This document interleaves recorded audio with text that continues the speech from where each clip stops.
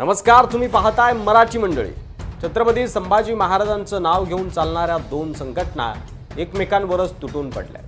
अक्कलकोटमध्ये संभाजी ब्रिगेडचे प्रदेशाध्यक्ष प्रवीण गायकवाड यांच्यावर शाईफेक झाली, धक्काबुक्की झाली आणि ही घटना अचानक नाही झाली तर दीर्घकाळ चालणाऱ्या संघर्षाचं ही रूप आहे। हा संघर्ष केवळ दोन व्यक्तींमध्ये नाही तर दोन विचारधारांमध्ये धुमसणारा हा वाद आहे, जो महाराष्ट्रात राजकीय सामाजिक पातळीवर पेटू लागलाय।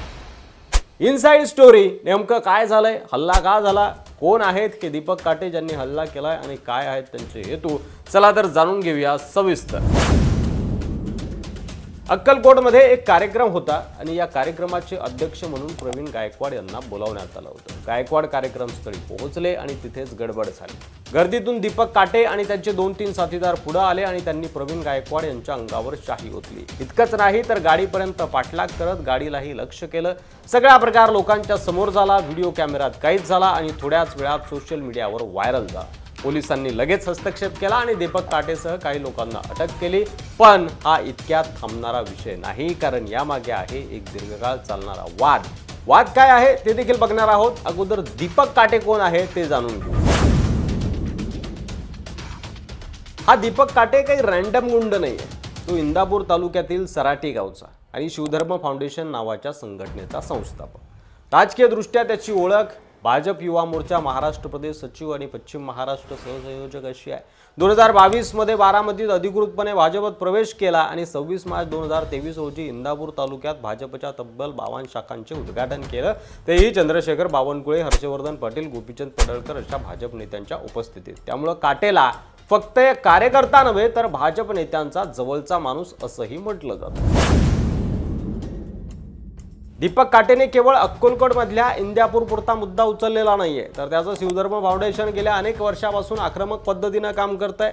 उदाहरण द्यायचं झालं तर पुरंदर किल्ल्याच्या पायथ्याशी संभाजी बिडी नावाच्या ब्रँड विरोधात त्यानं आंदोलन केलं। अखेर ते नाव बदलण्यात आलं। 25 जून 2021 ला खासदार उदयनराजे भोसले यांच्या विरोधात आक्षेपार्ह वक्तव्य केल्याप्रकरणी इंदापूर MIDC मधल्या उद्योजक अशोक जिंदलला काळं फासलं गेलं, हेही त्या संघटनेचं काम। याशिवाय दूध दरवाढीसाठी मंत्रालयाबाहेर आंदोलनं केली। म्हणजे काटे हा फक्त एक राजकीय व्यक्ती नाही तर एक वेगळ्या पद्धतीचा ॲक्टिव्हिस्ट आहे, ज्याचं आंदोलक म्हणून रूप अनेकदा आक्रमक झालेलं आपल्याला बघायला मिळतं।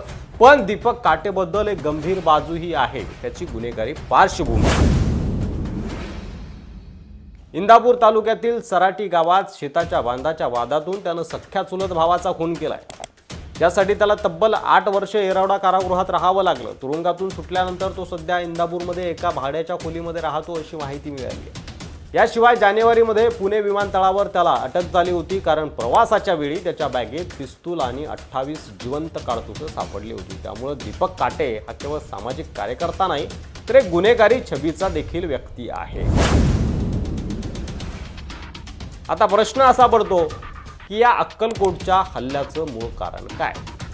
त्याचं उत्तर थेट आहे, संभाजी ब्रिगेडच्या नावाला शिवधर्म फाउंडेशनचा ठाम विरोध आहे आणि त्यांचं म्हणणं असं आहे की संभाजी ब्रिगेड या नावात छत्रपती संभाजी महाराजांचा एकेरी उल्लेख केला जातो, तो महाराजांचा अपमान आहे आणि त्यामुळं या संघटनेचं नाव बदलून धर्मवीर छत्रपती संभाजी महाराज ब्रिगेड असं असायला हवं, असं ठेवण्यात यावं अशी काटे आणि त्याच्या संघटनेची मागणी आहे। या मागणीसाठी त्यांनी वारंवार आंदोलनं केली आहे, उपोषणं केली आहे, विधान भवनाबाहेर मोर्चाही काढलाय। अक्कलकोटमधील हल्ला म्हणजे त्यांच्या या मागणीचा टोकाचा आणि हिंसक अवतार असं म्हणावं लागेल।